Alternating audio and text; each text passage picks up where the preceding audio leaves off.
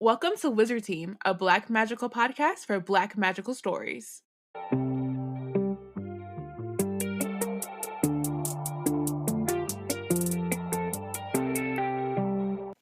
Hi everyone, it's Bayana, Robyn, and Porshèa embarking on a journey through the many fantasy stories written by and about Black people. Currently, we're reading Amari and the Night Brothers by B.B. Alston, and today we're discussing Chapter 14. Previously on Wizard Team, before previously, it's February 1st. Happy Black Magical History Month. Whoop whoop! We're out here. You know what that means. We got stuff happening Yep. all month. Check the Twitters. Really quick rundown. Check Twitter, check Instagram, check Tumblr, check our website. If you're not subscribed to Magic Monthly, you should be, and then you will know all about this. I mean, there have been ads that have been playing as well, so that would have given you a hint. But yeah, we got lots of stuff. This Friday, our very own Porshèa is going to be interviewing author of The Davenports, Crystal Marquis. On the 11th, we have a Twitter Spaces conversation that is going to be happening about fantasy as an escape and as a mirror, which is a thing that we talk a lot about on this podcast. On the 17th, we're going to have a quick quiz, like creative sprint. So if you have stuff that you need to be making and you haven't had time, that's a good time to do that. And then on the 24th, we're going to be watching, or 24th, 25th, that weekend, we're going to be watching Black Panther and Wakanda Forever in our Discord. So all of these things are happening, as well as like daily challenges, lots of excitement. So you should hang out with us all month. So excited, can't wait. So excited. Popping off. I'm very excited. Okay, now previously on Wizard Team, what we discussed. So Amari, or really everyone, it's like the first day of training. So Amari's first day at the Department of Supernatural Investigations. We find out from Agent Fiona that there are 32 trainees for the department, and they are going to be narrowing down to 4 junior agents in the next 4 weeks. That means that their first tryout is this week, end of week Friday. They got 2 weeks before the second tryout, and then another week before the final one that will narrow them down to like the 4 people who get to be junior agents. Then we go on a tour and see the department. They get to, or Amari's tour group gets to watch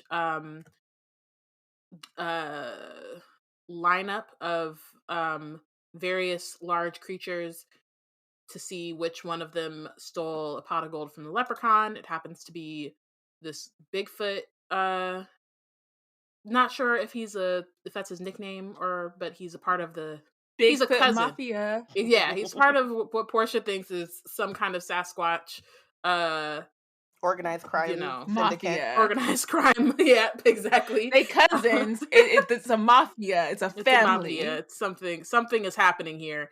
But that's not what the story is about. So after Amari talks to who Porshèa thinks may be the Don of the Sasquatches, and he gives her his card because he is also, his day job is a real estate mogul. Like a real yes to the stars. So he's like, as soon as to the you criminal get stars, as soon as you're trying to get your super villain on, like let me know, I got you. Then after that they go to the operations bay where they kind of see more of what the agents do in their day to day. They see that Moreau, there's like a interrogation of the last living Night Brother, Moreau. Find out from Dylan that he is in this very building. Who knows how big this building is, by the way? We still don't really know. It's just a lot of floors. It's mostly underground. And so Moreau is like in the building, but like that could still be miles away. We have no way of knowing. Then as they're in the operations bay, there's an emergency. There's a hybrid attack. 30 hybrids attacking one of their outposts, and so all of the senior agents are called away to deal with that situation, which means that the tour is canceled, and now it's time to take the supernatural knowledge exam a day early. It doesn't count immediately off of like something pretty I don't know if it's traumatic because they just heard about it, but like a very But like like shocking and shocking like a little thing. like anxiety inducing And for sure. also like like they didn't even get complete their tour. So even if there were any Mm-hmm. clues or tidbits they could have picked up in that last couple of minutes of the tour, gone. Nothing. Nothing. Nothing at all.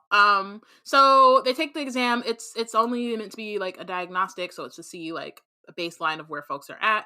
Amari unsurprisingly fails the exam because she just got here 2 days ago. She only just found out this place existed 3 days ago. So she's not going to know things like the 7 great beasts, which is a question we asked y'all. And because this is pre-recorded, Cannot we'll wait. probably talk about this next week. But we want a reminder. We want to know the 7 great beasts. Who you think the 7 great beasts are? One is definitely the abominable snowman, and then like the other 6. Nessie. That's the only one that we said are all we said agreed the on. Loch Ness monster, and everything else we have no clue. So there was the extra clue of 2 live within the Atlantic Ocean. Mm-hmm. Do with that Is what there you a will. beast in the Bermuda Triangle, or maybe the Bermuda Triangle maybe it's the triangle exactly. I was itself. gonna say maybe the it beast. is the beast. Dun dun dun. It's like a vortex beast or something. That would be cool. Or it's actually just like a monster that eats people, but they call it a vortex so they don't scare the normies. No, like can you imagine a personified vortex? Like that'd be kind of cool. Porshèa, I can't imagine that because I like sleep. God damn. But isn't that basically what a newbie whatever the thing is in in Loki what Kang's creature cloud thing is? I barely remember that he uses show. to get rid of all the different realms and dimensions that he wants to get, like all the variants that he wants to cut off. He uses it's something like, it's not Anubis, but it's something like that name. I'm gonna look it up. I barely I watched that show. I sure did. Mm-hmm. Closely. Couldn't tell you. Not too close. I mean, I guess it's been a while, but still. And I couldn't see. It's a cloud monster, and it's like purple, and it has little Elias. I'm gonna share the image with y'all so y'all know what I'm talking about. Okay, so she fails the exam, but the instructor gives her some like books and stuff that she should check out that she can study in preparation for the actual exam. Can I say sorry? And then I was thinking about how I've taken like those diagnostic or like things that just kind of level set or show you where you are test. And this is like, I can't remember. I'm very old. It's been a long time since I've been in like formalized schooling. But this is like the one time I can remember them like going over it and then giving you like actionable things to bridge the gap. Yeah. I really appreciated it. Yeah. It was great. Instead of just being like, "Oh, I love it's a nameless instructor," but they were doing their job. They were doing their job. Like instead of being like, "Oh, you did not do well. You need to study." She's like, "You did not do well, and you should check out this list of books that will help you get to where you need to be." It was great. Yep. But I mean, it's also not great if her learning style does not lend to just being handed a list of books to read. True, but at least she has a starting point. Yes. Like at least she knows like. It's more helpful than even anything if the books themselves are not. Yeah. And then Magician Girl 18 has continued to lurk. Has been like, oh, sorry, you failed the exam. Which how would this person know that? And then, but wouldn't you rather be learning about Moreau? Come holler at me. I'm not suspicious at all. Also, like, when Magician Girl first reached out, it was like, don't you want to learn about where your brother is? And now all of a sudden you want to learn about Moreau? Like, no. Right. Indoctrination. Are you suspicious that your name is Magician Girl? Like, and there's not supposed to be any known magicians out there besides Moreau and The Apprentice. So what's going on? And Elsie said, Magician Girl sounded like she working for Moreau, and I gotta say, suspicious. Yep. And that was last episode. So now we're on chapter 14. So by the time, now now that I like read the sentence again, I'm like, that was all in the morning. So we're still in the same day. All of that happened in one morning. So, And one thing I will say is that at least like I feel like in other books, it feels like the days go by and you're like, how could all this fit in one day? But okay. But like I like that in the pacing of this. Like I could see this happening. Like this it's a feels lot. like the right amount of time. And there are days when there's just a lot that happens, and even you are like, how does this, like, it doesn't feel realistic, even though it's like actually happening to you in real life. So like, I also get that too, where you're just like, I'm already overwhelmed and I'm ready for the day to be done, even though it's not lunchtime yet. So yeah. So It'd be like lunchtime. You're like, I'm gonna need a nap Yep. today. yeah, Like it's like I'm done as with this. soon as I have time for a nap, I'm taking it. Yeah. Got a blast. So by the time lunch comes around, Amari's already stressed about her chances of making junior agent. She's like, maybe Director Van Helsing was right. Never. Maybe I am in over my head a little, but Isn't everyone? yeah, I was gonna say that feels regular. Feeling like she needs to be doing something, she skips the first few minutes of lunch to try to see if she can at least get some more information about Quentin. She goes to the files and evidence room in the Department of Supernatural Investigations, but apparently she, as a trainee, she's not allowed access, but she also wouldn't even be allowed access if she was a junior agent. Only the adults are allowed to go in there, which I do think, like, as unhelpful as it is, I do think it's like helpful from a world building standpoint to understand like that they do recognize that these kids are kids, and so do have some like Barriers. like regulations around like what they're allowed to access and handle and that kind of thing. I also think it's really like interesting that she has just gotten this list of things and she's like, I'm not going to the library. I'm going That's to find out more about I Quentin. know. In case y'all No, were wondering know. what her priorities are. That's her priorities. That 4 She cannot said be what she hitting said. her too hard, because if I would have got a 4 on an exam, I'd be like, oh no, my life is over. All that I thought I knew, kaput. I'm not doing anything. And so I remedy this 4. 4? I would not let that live. No, you're not getting me. Mm-hmm. A 4. But Amari is like, I only got a year here. And it looks like I'm not going to be junior agent, so I got to get what I can get while I can get it. And number 1 priority stays Quentin, so I get it. But at the same time, you're not gonna catch me with no 4. Not gonna catch her slipping. Okay, so then on top of that, like we said, Magician Girl 1 of 18 is spying on her. So at first she's like, she thought it was one of the junior agents trolling her, but none of them were on their phones. So like when the message came through, so now she's like not really sure. Like, is Magician Girl really the magician who took her brother and Maria? And then if so, what can she do about that? And so she's thinking about like, what if it's a false accusation? Like Amari's already dealing with the stigma of like being a magician and the way people are treating her and automatically assuming the worst of her, and so she is hesitant to do that to someone else, which I think is like right, or good.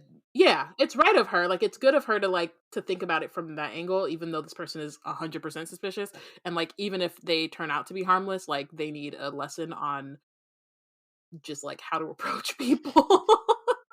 Yeah. And like, like boundaries and like lots of different things. How to So what is it? How to make friends and influence people? Is that the yeah. book? That's what they need to be reading. Like how to Yeah. build a persuasive argument or whatever, because I immediately was like, they're the bad guy. Nope. Yeah. Stranger danger. Exactly, literally. But also a false accusation could mean blowing the best chance she has of learning about Moreau and being a magician. So it's just a lot of things. Yeah. And so because of that, we'll get into like their conversation, but because of that, she ends up not telling Elsie. And like we talked about last episode about like At least she told them being really, yeah, the way she tells Elsie, the way that they're like honest with each other. But then in this situation, she ends up not telling Elsie because she's like, I don't want to close off that like opportunity or that door. And the magician has already And proven that they can get information that, like, it's not 100% clear that the magician or magician girl 18 wouldn't figure out that she told Elsie because they right, were able to figure because out she figured her out test score. right without anyone else, like without being visible, at least, like, you know what I mean? So But she's kind of like they she's didn't being watched, tell. but doesn't know by who or where. Yeah, and they didn't tell the test scores out loud. Like Laura told us her No, test they score. were in a closed door Yeah. or closed room. Behind a Ooh, I is curtain. took magician girl her 18? Could it possibly be the The instructor. instructor that we were just praising?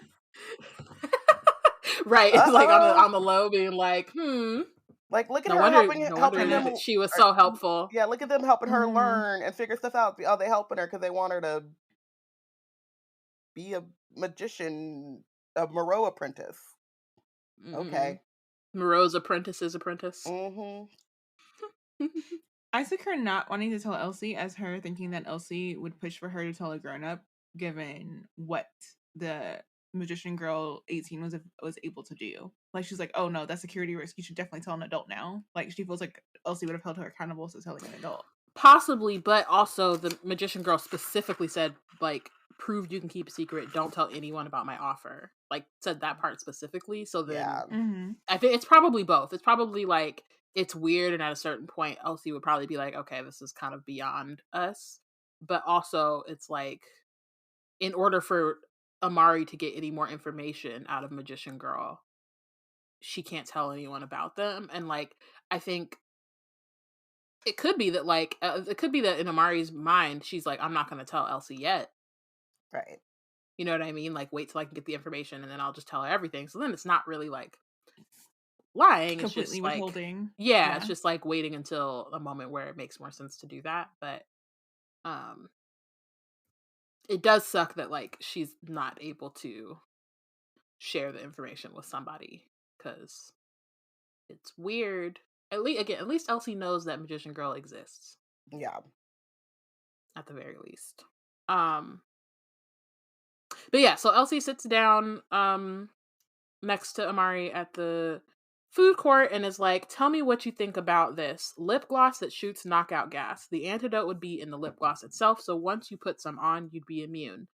All right, River So Song. she's basically yes, that is that. Apparently she's been like this ever since she got her mastermind inventor ability from the crystal ball. She just randomly starts getting ideas for inventions, and then like they just come out of nowhere. Yesterday she got an idea for a microphone that turns your voice into that really high pitch that only dogs can hear, and as long as the person you're talking to has an earpiece that picks up the sound, you could have totally private conversations in a crowded room, assuming there aren't any werewolves around.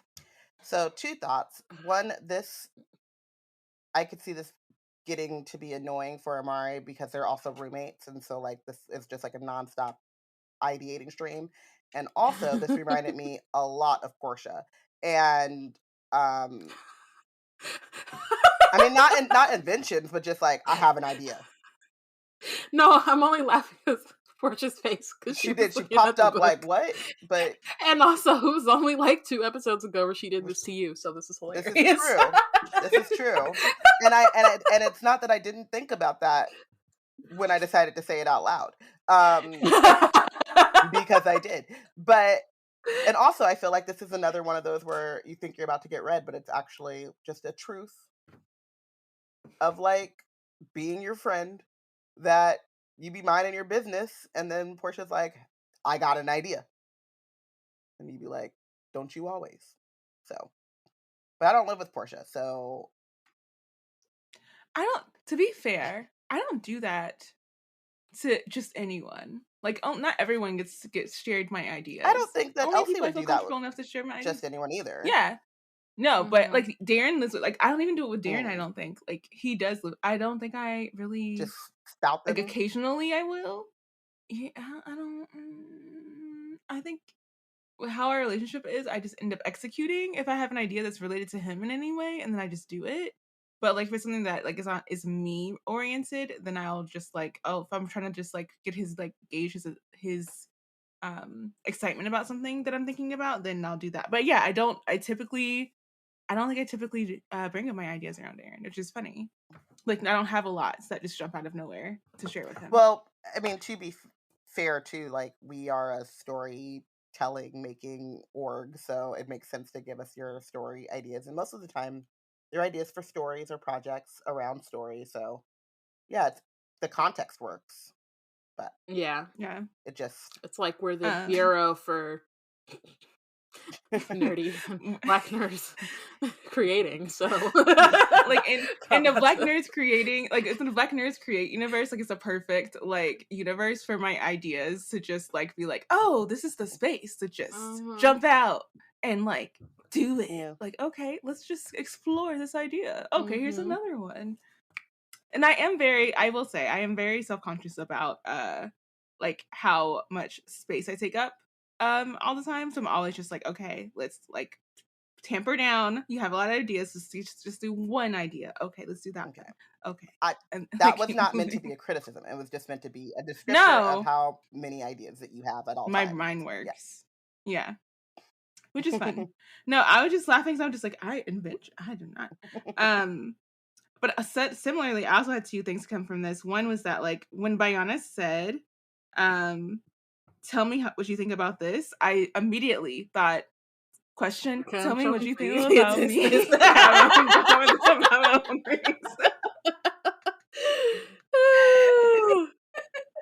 And I so was funny just because like, I didn't hear it when I read it, but then when you said it, I immediately was You like, heard "Yep." it. I bought it. So that was my first thing, and then my second thing was what was I thinking?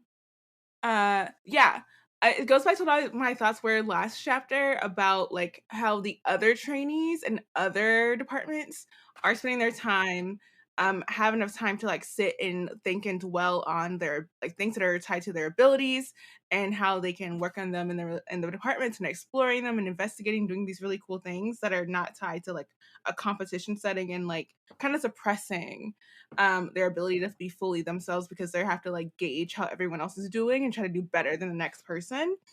Um, that's what Amari is going through as a trainee. But Elsie's over here just getting time to sit and think and ideate and create. And Amari's not having that opportunity because she's over here stressed out, not only about Magician Girl, but about trying to make it in the department competition. So I'm just like, it's like the experience overall doesn't seem fair throughout the bureau. And I wish that, like, especially as a 12-year-old, like she had more time to just sit and imagine for herself. Yeah. I mean, I know they all have tryouts, but it definitely seems like the uh Department of Supernatural Investigations is just more intense in a way that like may not 100% be necessary. It And also also, feels it's like like they're not getting the rushing a best little bit. potential out of every person. Like you're not Yeah. actually allowing them to fulfill their potential. But I Yeah. also like when you were saying that, it reminds me a lot of like so I always thought this about like when people are like where I work and like a job that I would never want is sales. And like they always have these competitions and stuff. And I'm like, that sounds stressful and horrible. But they thrive in that. So I remember Yeah. what you were saying, I think it was last episode, Porshèa, about like these are the kids that like see these zombies, these tree zombies, and they're like, that's awesome. And we don't understand. I don't understand. It does not compute. But like it's possible that these are also the kids that thrive in the competition, and that's how, or we hope that these kids thrive with competition, and then that's how they end up pushing and finding out more about their magical potential and stuff. Like the competition is what fuels that, as opposed to like Elsie, which is just like having the room and the space to ideate. Maybe. Mhm. Yeah, but if you're getting rid of them, so many of them so quickly, then how, like you have one crappy day and that takes you out of the whole That's what I'm saying. thing for That's this why I year. didn't think they should take 32 of them, but Mm-hmm. yeah, trade-offs, I guess. I don't know. Yeah. So Elsie, because she can read auras, can tell that something's up with Amari.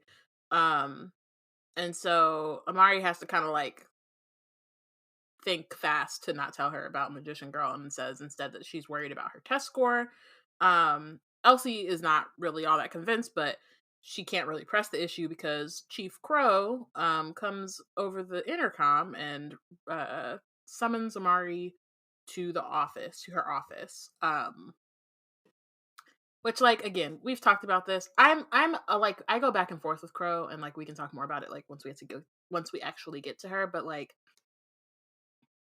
I just feel like somebody could have just came up to her, tapped her on the shoulder, and been like, Yeah. Yes. "Hey, come with me." She has a Like, whole secretary. She like, has assistants. They're trainees somebody in her could be like, department. "Yo, come on! Somebody. Like, why are we doing this over the intercom? Every single person. How big is the bureau, first of all? And like, every single person in the bureau needs to know that you're summoning the magician And to also, her like, office. Amari has a phone now. A phone now. Just message her. Come Like, on, come immediately to the office. something, Like, something." So this is funny because it like this just popped into my head. But in Star Trek, it always made me laugh. Like, or it was always interesting to me. Like when something was done over the intercom or whatever, and when they use like their comm badges. Mm-hmm. And the comm badges, if you're like nearby, I could hear like if your comm badge went off and I'm standing next to you, I can hear what they're saying on the comm badge or whatever. But then sometimes they use like the intercom or whatever, and it's like and the whole ship kind of hears it. And so yeah, it's an interesting thing of like when and why you choose to make something heard. But this is something that like you also see in like at work, right? Like why is this a Slack message when it should be an email, or why is this a meeting when it could be an email, or why is this an email when it should be a meeting? Like I don't know. I think Mm-hmm. there might just be something to the fact that like this is also a workplace for a lot of these adults, and so they just do things over the intercom and they're not thinking because they're not teachers. This isn't a Right. school. They're just not thinking about like the very precarious social structure that they have placed Amari and all of these kids in. And they're Mm-hmm. like 'cause basically they are very very small interns, Yeah. so And the kids are only there during the summer. right. Mhm. So I think it's Like, kind and the of rest I of the think time they're at school and whatever. So yeah. they just are not. But you would hope Again, that nobody's someone would here to like. think about this. but Yeah. they've been running these training things for, like, centuries. Like, you gotta come Yeah. Yeah, on. that's why they need to have And No, like I think a teacher, someone in charge of the trainings. a curriculum Yeah, even coordinator, like some kind of counselor or something. yeah, Like, something. I yeah. think that what adds insult to injury is the fact that like they know exactly where Mari is. So the answer to like why do they use the intercom is to make sure that like wherever she is, she can hear it or whatever. So they're not sure. Like they know immediately like where Amari is because the actual announcement says that the elevator will be waiting for you in the food court lobby, which True. is like they know exactly where Amari is. So like you could have just had someone go tap her, or Been like, again just come. send her a message in her on her phone. This could be discreet. No, yeah. nobody would need to know except Elsie. But And nobody really needed to know. Like it's a private meeting. So it's not even like Yeah. the whole world needed to know that this meeting was happening. Like I don't I mean, I whatever. agree with you. Um, I'm just thinking that it's because of they're not. Yeah, they're not they're not thinking I thinking about get the it. norms. I'm like, there's just so many different factors here. There's just like there's laziness, like there's what is it? Because come Yeah. on. Um. So of course the food court goes completely silent, and nearly everyone turns to look at Amari. Nobody gets to use that elevator, says Elsie. It must be something really important. Um. So Amari's like, why would the chief need to talk to me again? Or why would the chief need to talk to me unless I'm in trouble again? And then is like, maybe they do know about Magician Girl. Um. So she goes to the chief's elevator, which is the last one on the row, and it's twice as big as the others. Normally, there's an off-limit sign on the front, but today the doors are wide open. The floor is plush carpet, and the walls are all tinted mirrors, so those inside can see out, but nobody can look in. And there is a pair of slippers sitting near the entrance. we're about to meet the bougiest elevator I've ever seen or read about. So Amari's like, "Are these slippers for me?" Of course they are, says the elevator in a snooty voice. "This carpet is made from fine hand-woven unicorn hair, shed, not shaven, and it will not be blemished by the likes of you." Amari rolls her eyes and says, "Nice to meet you too." What was that? "Nothing. Wait, aren't you supposed to introduce yourself?" "I suppose I am. How I go from transporting his royal deviousness, the Goblin King himself, to some trainee is beyond me. The name is Lord Archibald Reginald Kensington, reluctantly at your service." Lord Lift. And Amari's literally. And Amari's like, "Lord of the elevators? Is that really a thing?" "Of course it's a thing. Now get on." Okay, sorry I asked. She puts she steps out of her shoes into the slippers. The door is shut and then immediately open again, and they're at the office of the chief of director. Because as lord of these elevator shafts, he's the fastest elevator, I guess. And then tells her, it says, "Be gone with you, and don't you dare take my slippers." I just want to remind It's y'all like the most that y'all AI is not gonna be talking to me crazy, but also they might be talking to me crazy because I'm not gonna stand up for myself because I don't trust them. You're like, "You're not sitting in the box after me." Like, I know y'all's programming. I don't know who y'all connected to. If y'all got smaller bots that y'all can program to send after me, that's not I'm me. seriously Yeah. like the Friday. I got mind control over these elevators. They be talking to me, and I'll be quiet. When they leave, I'll be talking again. For me, Nah. this elevator reminded Hilarious. me of the robot from Rogue One. Yes. The it Alan Tudyk's reminded me robot. heavy of that one. Mhm. I really enjoyed him, but initially I was like, "Am I gonna hate this robot?" And I was like, "Okay, I kind of like you at the end." And so I'm like, I don't say that I'm not describing that like my feelings for that robot from Rogue One to that, but I did like the first impression was very much like that. Yeah. First impression of that one. And then I also want to talk about the cruelty of like the flooring in this elevator is hand woven unicorn fur. So y'all really just stunting on them. This rare species fur. Well, it's that you've shed, not taken. shaven. Shed.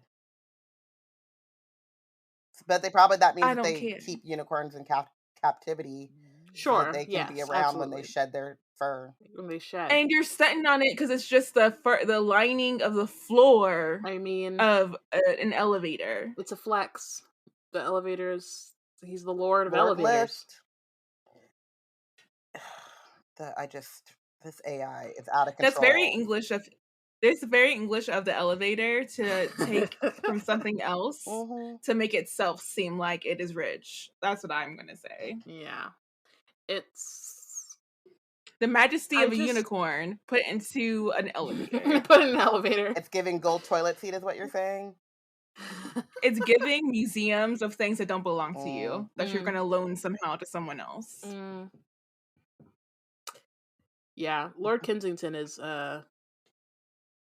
certainly a character. I like, AI aside, the elevators are honestly like one of my favorite things about the Bureau. Entertaining. Because they're highly hilarious. I'm just like, why? Like, why are y'all all like this? Like, be talking to me crazy. They all need to relax in different ways, you know? They all need to just like take a chill pill for different reasons. So yeah, I'm like, all right, Lord Kensington, get your slippers back and you'll be fine. Relax. At Black Nerds Create, we love all things fandom and creation, and we especially love fantasy.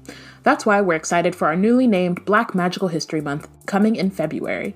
Black Magical History Month is our 6th annual celebration of Black stories, characters, and fans across different fantasy media. Get ready for a month of digital events, challenges, and community turn-ups all across social media. To stay up to date and get more information, go to blacknerdscreate.com.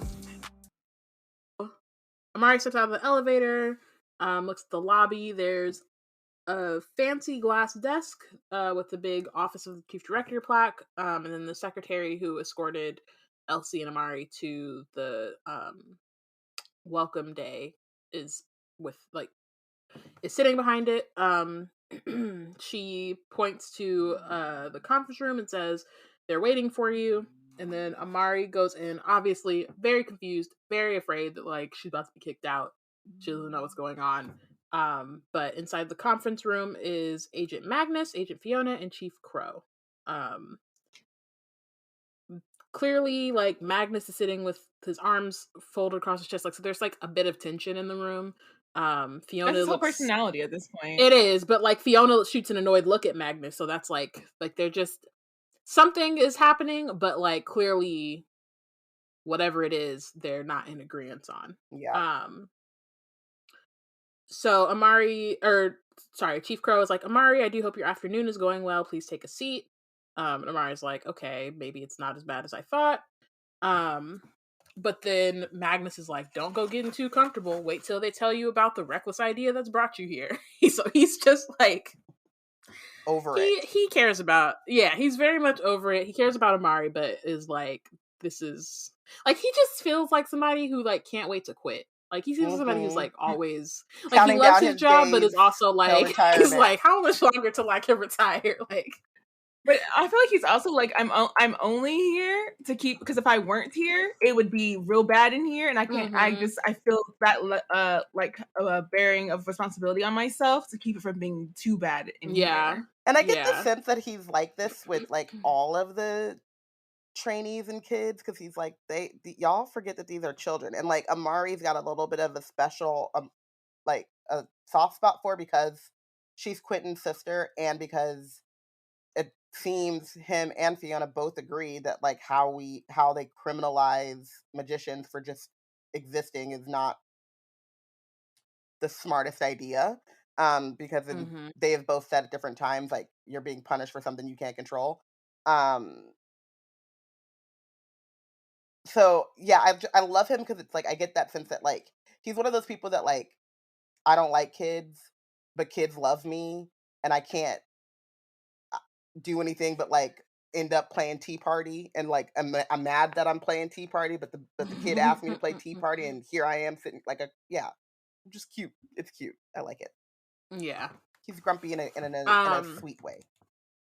Yeah, and I also like that he's like respecting their personhood. Like he's not treating them like, oh, kids are just like these like entities that like, what are they doing in my space? It's very much like, you're a whole person who should be like protected because you are a small person. Yes. Yeah. So he shakes his head. He's like, in all my years, and then Fiona chucks a pencil past his head. So clearly they are not, again, on the same agreeing side right on this. So Amari is like, what is going on? So Chief Crow brings up the hybrid attack on their outposts, and says that it was an especially violent attack that resulted in terrible injuries to a number of their members. They're not agents, but specialized researchers studying wild magical flurries. So like these hybrids are like especially heinous, I guess. They exhibit superhuman speed and strength, far beyond the ones of the past. And the entire research team, Fiona says, had to be flown to the nearest supernatural health center. So it's like very serious. Even like when like in the last chapter when the junior agent came and told Fiona that there were 30, like Fiona was very surprised by that, because clearly they usually don't see that many at a time. But also, like, not that being a freaking researcher for the department also puts you at combat risk. Like even more reason. Well, I don't know if it's for the department, but at least for the bureau. I think it was just a even worse. Oh yeah, I definitely can't even be a worse. researcher for the bureau without freaking being at risk for attack. Like I had to have combat training just to sit here and collect samples. How nice. Yeah, it's definitely concerning. So basically the bureau has become desperate. As far as they know, Moreau is the only magician with enough magic to create hybrids. Usually it's a skill that's like beyond the apprentices that they have encountered before. And until Amari showed up, they had no idea that a single person could even be that magical. And so Amari immediately thinks that they're accusing her of doing this. she's like, everything I've done with magic has been a complete accident. I wouldn't even know how to use a spell. But she's kind of getting ahead of herself. Fiona's actually not, or they are not accusing her. They're actually, um, they're Taking her essentially asking her advice. for, they're taking, yeah, for her, Or was laughing at her before, but, accepting her offer now. so, yeah. So, I do want to say though, I think it's really like heartwarming and kind of terrifying. So when Amari gets into the room, she's like, "There's much less people here," and then Fiona says, "Everyone in this room believes you didn't do it." So it's like good on mhm. like Crow for truly, honestly believing Amari, um, Yeah. and being And willing that's why to I was do saying I this. go back But and forth with her, because I feel like yeah, she does not really know how to handle kids, but she also is not like blindly prejudiced. And also, honestly, like I mean, we'll get to it a little bit further down, but like it's just like I get back and forth from her. Like there are yeah. moments where I'm like, you are not doing this correctly, and other I'm like, okay, well, you mean well at least. Yeah, it's just very much like you shouldn't be the summer camp. You need to give that to somebody else.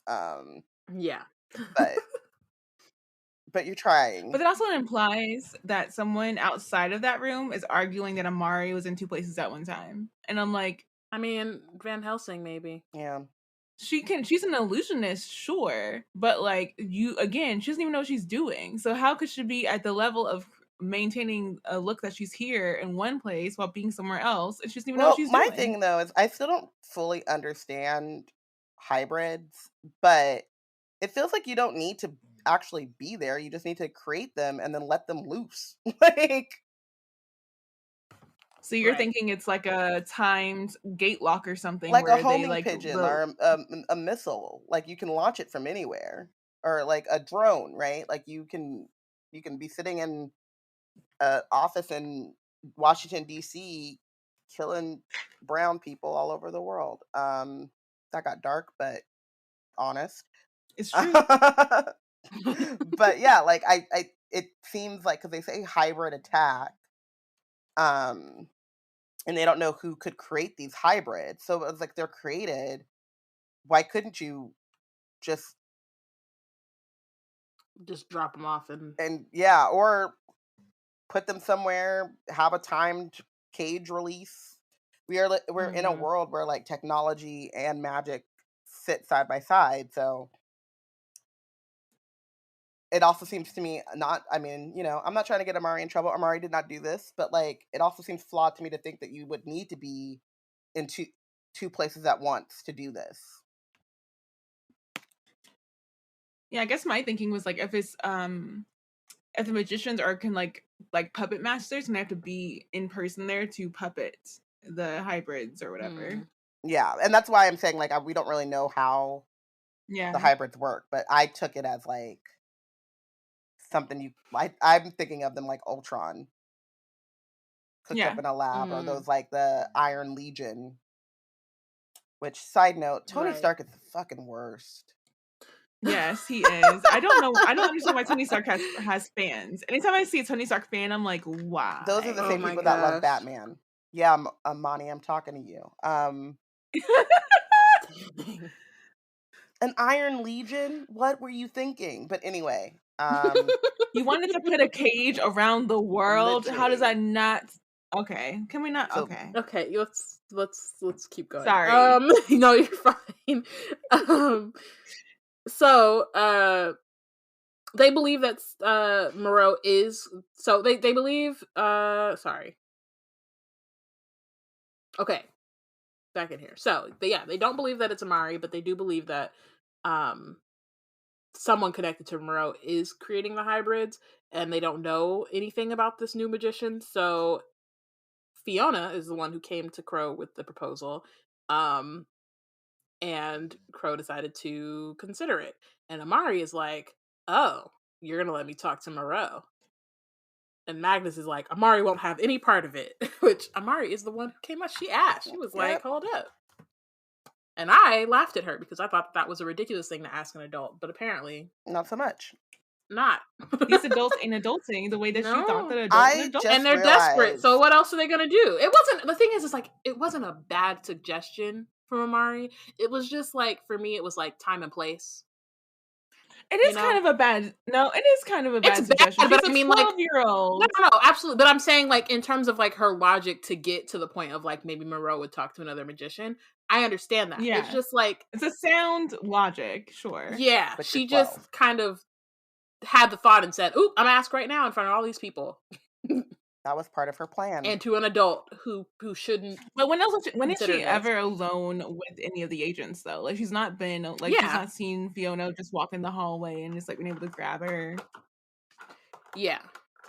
I just had this thought, and then it's kind of circular, but I was like, how is Moreau getting these apprentices while he's in prison? But he just got caught by Quentin and Maria. Yeah, not that long So ago. we don't know Recently. how many Yeah. apprentices and like how, yeah, it's been pretty recent since they've caught him. But what is interesting is like they don't know anything about this apprentice. So they've been, and we kind of know that they've been like in this ongoing Cold War battle with Moreau and his apprentices until Moreau got caught. Again, it just seems like an example of how bad they are at this, that like he continues to have apprentices showing up even post incarceration. Yeah. They're just it's the profiling. They don't die, they multiply. Mhm. Yes. Okay, so yeah, Magnus is like Amari won't have any part in it. Fiona's like, it's not your decision, you great big oaf. So she's really like she's over it. She says we wouldn't ask you if it wasn't important. Innocents are getting hurt.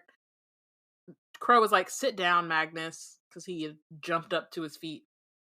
So then Crow, this is like the part that I was talking about, like was mentioning before, is like she says, Amari, we know you're quite eager, but I'd like to be sure that you've properly thought this through. We would be placing you near the most terrible villain in the history of our world. Desperate or not, it's not a decision I'd have you take lightly. So she like it just kind of reminds me of like before when the like in the meeting with the directors, how she was like asking if she was okay and like making sure she understood what was happening and like, you know, like asking for consent for things. And so there are just these moments, like again, like I just feel like she means well, even though Great there are times when I'm what are you doing?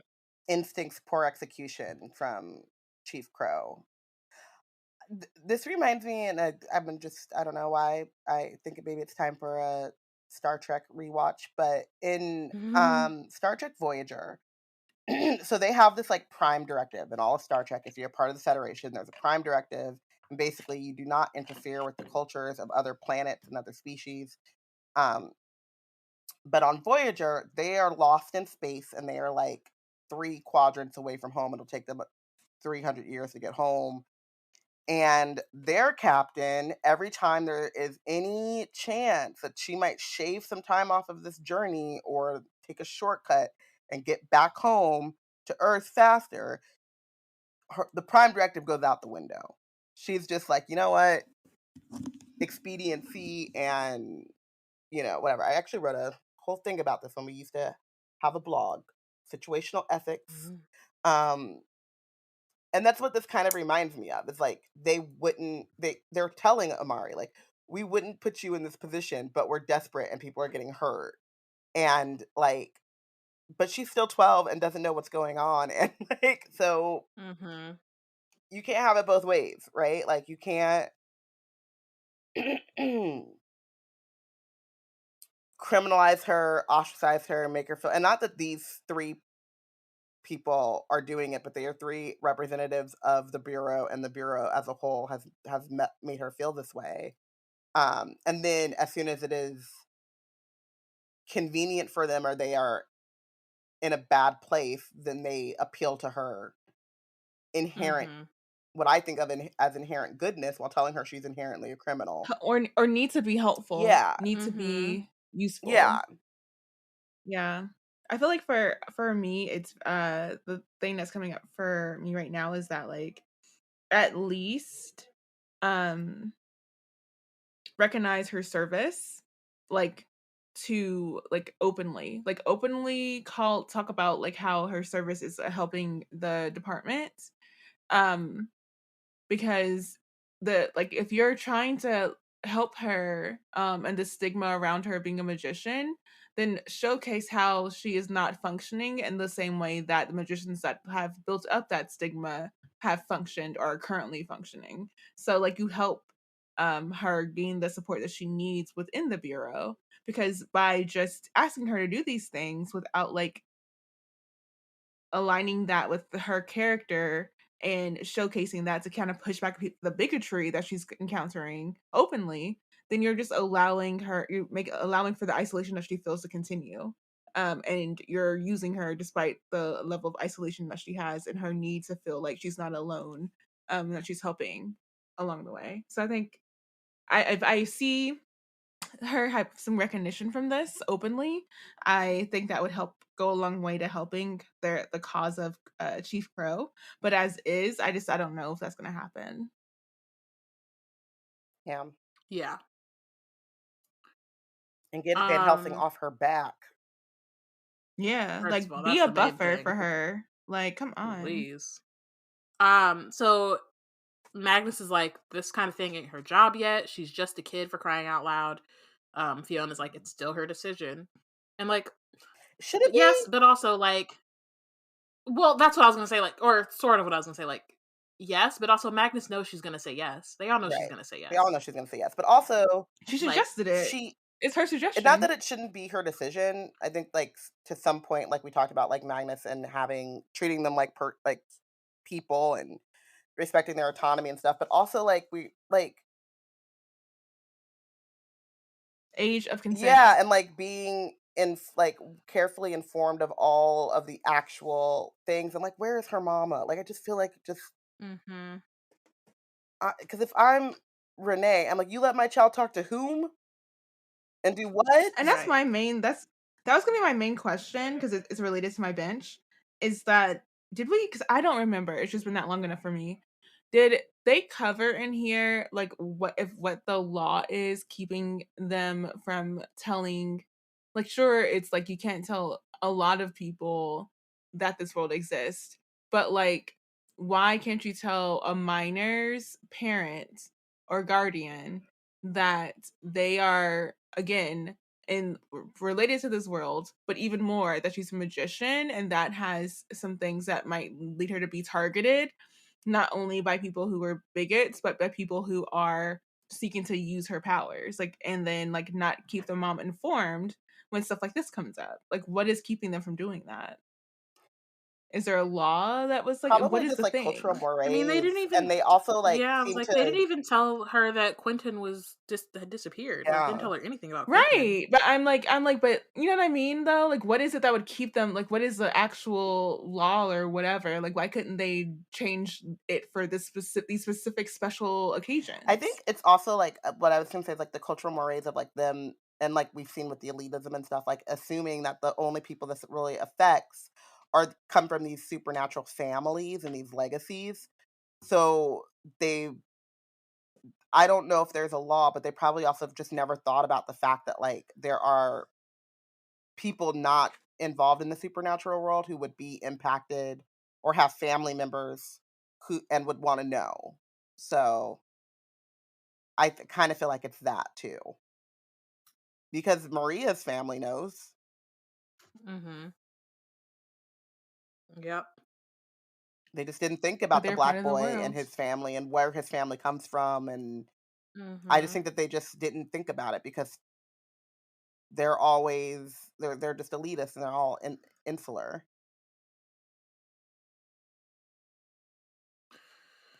Yep. So of course Amari says she's gonna do it. But she has a condition. She wants to know why they refused the trade to get her brother back and whatever else they know about the disappearance. So I'm like, at least, you know, Also, she's smart. come She's like, on, I'm not just Amari, gonna with She's get playing her cards. negotiations. nothing, you know? She said, She gets hold one up. card and she's gonna play She it said, right "I'm then. leaving Again, here." Amari's not gonna keep no. She's not gonna hold it into her chest. She's gonna let you know I'm right leaving there. here with Here we something. go. I'm leaving here Okay. with something." Get him, Denzel. So Crow was like, how on earth do you know about that? It's classified, said Magnus. If she already knows about the letter, said Fiona, then it's only fair we fill her in on the details. Nothing she couldn't learn from Moreau himself. So finally they're like, all right, we'll tell you everything we can within reason. Also, can we For a just talk second, about kinda, how terrible these investigators are at having a poker face? Like, there was not even a, Okay. I don't know what you're talking about. It was They didn't immediately, say- how do you know about they that? literally, how do you know that? And you're like, well, I know for sure man. now. Exactly. You didn't quite But she really deny didn't it. have to but it's just there's no game to play with that either. So I mean, I could think from a writing standpoint, there's no game to play here to do that because like she knows that the director Van Helsing has confirmed the existence of like demands or something because whenever he had the conversation with her or whatever, she kind of tried to sneakily get that confirmation from him. Or was it? Yeah. That's when it was. But Oh. she knows it's confirmed by an official source because she's used it. She's like kind of like teased it before. So she doesn't really need that. And I think from the writing standpoint, he was like, I'm just gonna let them not. That's like they're not gonna play that game with her. We're gonna get to the meat and juice of it here. Yeah. Yeah. So yeah, so the adults kind of congregate so they can figure out like what they Can and will can't and won't say. tell her. And Amari notices that Magnus is like really unhappy, and she's like, "Well, that's too bad because she's about to complete step 2 of that plan." When they wrote Magnus it is like, I'm last tired night, of this, Grandpa, she and said, Amari's when I like, well, wrote that's too dang that bad. down man, when she wrote that down last night, she thought She said we're gonna months, have. and She all said of a we were gonna be sudden, on here forever. all of She a got this sudden, opportunity on day 1. This is still day 1. So they come back. We learn that the letter was received from one of Moreau's apprentices.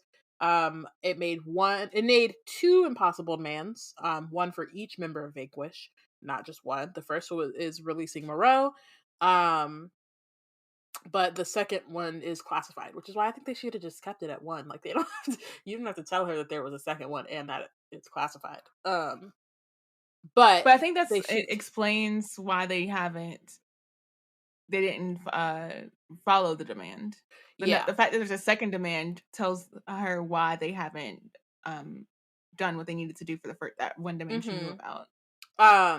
Yeah, and so Crow does say that it concerns an item of immense destructive power, one that would put many innocent lives at risk were it placed in the wrong hands. So like giving you some kind of weapon and Moreau for like these 2 agents is just not a good idea. And like, yeah, it's like, it makes sense why they have not given into these demands, even if like as a family member, like Amari is, you know what I mean? Like, I understand being like upset about it, and also, yeah, what can you do other than try to find them? So Amari's like, whoever has my brother must be a horrible person to want something like that. If we can't give them what they want, what's to stop them from hurting Quentin and Maria, and how are we supposed to get them back? Fiona's like, by catching them, and our best hope is getting something out of Moreau that will help us do just that. You are our best hope, Amari. And Amari's like, Obi-Wan. say less. Yeah. Yeah, Amari says say less, and that was the end of that the chapter. All right. I am perplexed by this meeting too. Like, is it clandestine? Why was it only the three of them? Obviously, like, the other directors probably don't agree with it, but where was like old headless Joe to Well, give he's us a in the Department of logical? Unexplained, so I think that he's not. I don't think they all need to be there. I think it's Also, the Yeah, I other don't two think were it's a agents, director right? Like, level it's a thing. Yeah, director. I It's think a it's a investigation op. Like who's running the yeah. op for this investigation, and it seems like it's these two Okay. agents. On top of the fact that they know that Van Helsing is gonna say no, so they might as well just Ask. go straight to the top instead of going to Van Helsing. Yeah. I mean, Magnus is Um, saying no. but Magnus and Fiona Are are equal. partners, Yeah. so she's And like, I'm doing if this they're running thing. it. You got to come with me. Mhm. You may not agree, but I already talked to the chief, so let's make it So happen. shut up, Oath. Um, okay, MVP. I made Fiona my MVP. I think that it's like really interesting that like we were just talking about Amari making that offer in chapter 13, and it felt like Fiona just kind of waved it away as like a ridiculous thing, but she did like store it, as like a, well, that's an idea. She probably, maybe she even had the idea before, but um that she immediately like took action on that at the first opportunity, but then also that I think, we kind of praise Magnus a lot about like looking out for Amari and thinking about their personhood, but also trying to keep them safe. And I think on the flip side of that, like Fiona also is interested in treating Amari like a full human being with her own autonomy and letting her like make these decisions. Like I think that they um did a decent job at least of being like, don't make a rash decision and think about it because this is dangerous and he's the most dangerous person that like we've ever caught. And so we're not asking, this isn't like just some easy ask. Even though, she we all knew what she was gonna say. But I appreciated that. So that's why she's my MVP. The song that came up for me just now was "This Is Dangerous." So for me, I made Amari my MVP. I think that while we're getting more and more insight into like how Amari is like willing to do dangerous things, and this is a very particularly dangerous thing that I would never. I mean, I might, but if I am, This one I would do. I am The zombies. I would possibly No. do it, but I feel like I need my mama to know Yeah. so that if anything were to happen, she knows who to point fingers at because I don't want her over here having two missing kids. So that would be one of my demands. I feel like Amari should have brought her mama into it. But also, of course, she didn't. I'm just, if she That's why the adults. I get it, but I'm also just like, yeah. So throughout though that is a thing that takes away from her MVP-ness. I do appreciate that though she is willing to do these dangerous, reckless things, she is weighing every single step of it, with as much information she has, and like she is trying to be as considerate and thoughtful about how she can find her brother the whole way. So she's staying on task, she's staying on mission, and she's trying to achieve what she can. So I'm always down for a goal oriented person trying to further their goal. And I think that it's really affirming for Amari too that she had this plan, and then the adults who are like, again, this is the department she's trying to become part of, want to use that for an operation. That means that she's thinking in a way that would lead to her doing well in the department were she to be seen for her skills and not just because of like her talent and who she is. I said Magnus, even though like for the purposes of plot, like anybody listening to him, we need to go talk to Moreau. I do appreciate him like being consistent in like how he feels about Amari getting involved in this investigation and like first and foremost keeping her like well-being in mind, and not that like the others aren't, but I think that like he's consistent in how he does that, and he's just generally it seems like a good dude, even if he is a little ornery. A little. Just a little. What about benched? Lord Lift, because why are you a conceited elevator? He was And knighted. knighted by who? I don't know. Maybe the fairy he courts, like declared the him. Sasquatch. I don't He know. declared himself a I don't lord. know. What? Are you a duke? What's going on? Are there any other lords or nobles in Ladies. this building, Yeah. you know, that are elevators? I think not. So guess who's claiming the title? Me. Okay. And also just being like snooty to Amari when you are an elevator. Stop it. And then any chance I can bench AI, I'm benching AI. That's fair. Constant vigilance. I benched Chief Crow for all the reasons that we named throughout this episode, that are on the weight of why we would bench her, including the whole announcement situation. But I think also my main thing is that, and this is why she's the person to blame for this sentiment that I have after reading this chapter. Like, she's the best person this fits to.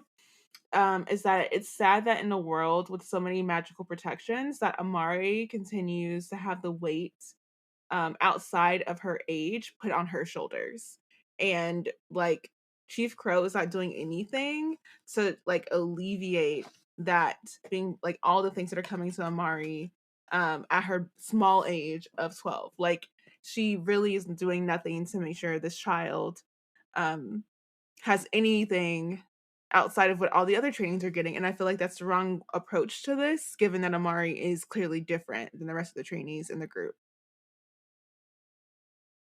I benched the Magician's Apprentice because he's evil. Cold piece of work. So yeah. Cold piece. Clearly got them running in circles. But yeah, no, he's benched. Or they're benched. We don't know who they are yet, so. And with that, we'll thank everyone for joining us for these episodes of Amari and the Night Brothers, as we have gone through our mini minds. Join us next week when we discuss chapter 15. Wizard Team is brought to you by Black Nerds Create. If you want to keep up with our other content, you can check out our website at blacknerdscreate.com. Follow us on Twitter at Black Nerds Create, at Yana Wrote It, at Robyn_Rambles, and at Porshèa. Follow us on Instagram and Tumblr at Black Nerds Create, and subscribe to our monthly magic newsletter. Don't forget to rate and review this podcast, and we can't wait to see what you guys do and hope that you join us for Black Magic Monthly. Magic History Month. Black Magical History Month. And we can't wait for you to join us for Black Magical History Month. Say it 3 times fast. Yeah. Bye, y'all. Bye.